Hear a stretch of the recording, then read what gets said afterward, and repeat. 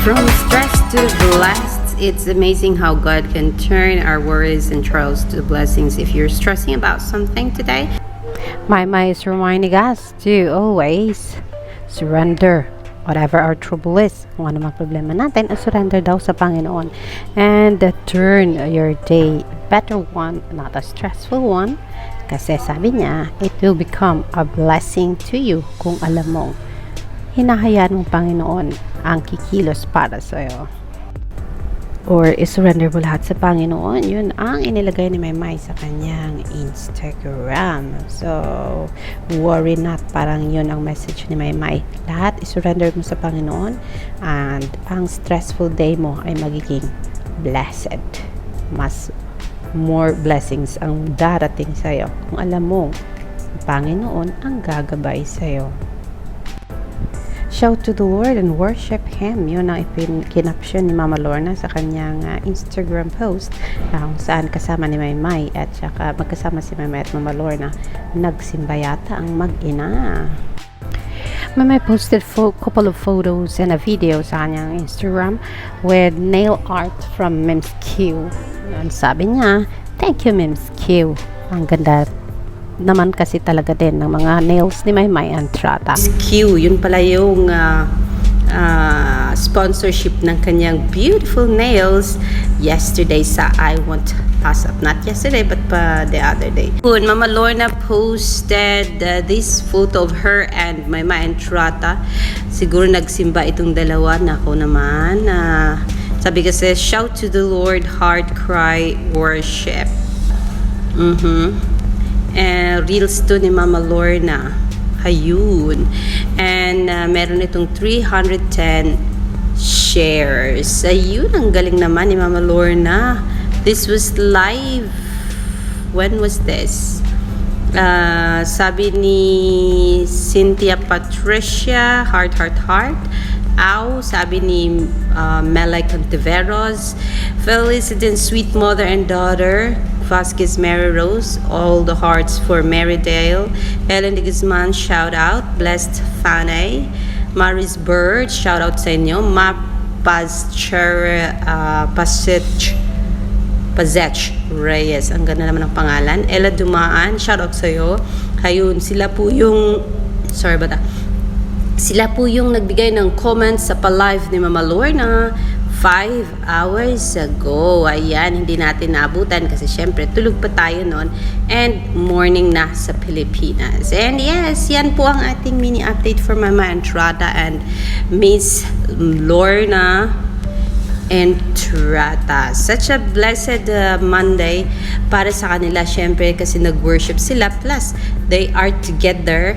And kasi nga nandito si Mama Lorna para sa kanyang bakasyon. Hayun, Maymay Entrata, mother and daughter worshiping. Napakasarap sa pakiramdam noon for sure. Kasi yan din ang nararamdaman ko every time na I am with my kids going to church. This girl is just a pure definition of beautiful. Yan ang pasaad ni Miss Tita Lucy Hugot to Maymay Entrata after posting this nail art ng Mems Q. Hayun, mga kaibigan.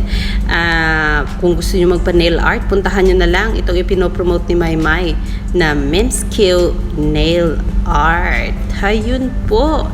Yes, mga kaibigan, we are so happy na hanggang sa ngayon ay talagang trending pa rin itong si Maymay Entrata sa Twitter at hindi pa rin nakakalimutan ng mga nakapanood ng asap natin to kahapon, yung mga pinagagawa ni Maymay sa dance floor na talaga namang mapapawaw ka, mapapa-amaze ka sa tapang ni Maymay na itapon, hilahin, iikot-ikot na para bang wala namang nasasaktan sa parte ng katawan niya. But then yes, it's the art of dancing and I don't think it's harmful Ganun nga lang, yung parang biglang hablot ay parang ouch, parang tayo yung nasasaktan. Pero I think hindi naman masyadong nahablot ng kontodo. Pero lang kasi parang medyo may extra force kasi yung pagpatayo niya kay Maymay. But then, yes, it's the art of dancing. Congratulations Maymay and Ensyung D. Hanggang ngayon ay pinag-uusapan pa rin kayo sa Twitter. Sabi kasi ni Darabang dito, di ka talaga mapapahiya bilang fan. Iba ang galing ni Maymay Entrata pagdating sa sayawan. Ayun, Vixen, parang kakainin ka ng hilaw ng isang Maymay Entrata pag kakasamahin mo siya sa dance floor. Pero I think lang ha, ang galing ng duong Maymay and Ensyung D. Talagang napapagiling lalo si Maymay. And also, nung nag-showdown sila ni Chi Filomeno, talagang wow, napapa-challenge lalo si Maymay dahilan sa klase ng pagsayaw ni Chi Filomeno na talagang ang galing rin naman mga kaibigan. And so yes, yan lang muna ang ating update. Sabi ni Maymay, wag ma-stressed. Yun ang post niya sa Instagram ngayon lang. Wag ma-stressed and turn all your stress into a blessings. Kasi kayang gawin yan. Kasi lahat ng hindi kayang gawin ng isang tao ay kayang gawin ng Panginoon. Kaya Maymay is sharing these thoughts to us, mga followers niya. Turn a stressful day into a blessing. Huwag kalimutan, isurrender lahat sa Panginoon and everything will be alright.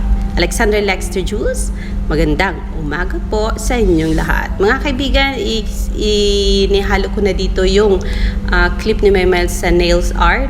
Hope you enjoy the little clip coming from Maymay and Mims Q. Alexander Lexter Jules, thank you. Owen Sarmiento for being so proud of Maymay Entrata and posting Maymay's photo with you. And yes guys, I will see you for more later, mga Kamayward and Kamaymay. So let's magandang umaga po sa inyong lahat. Happy Monday!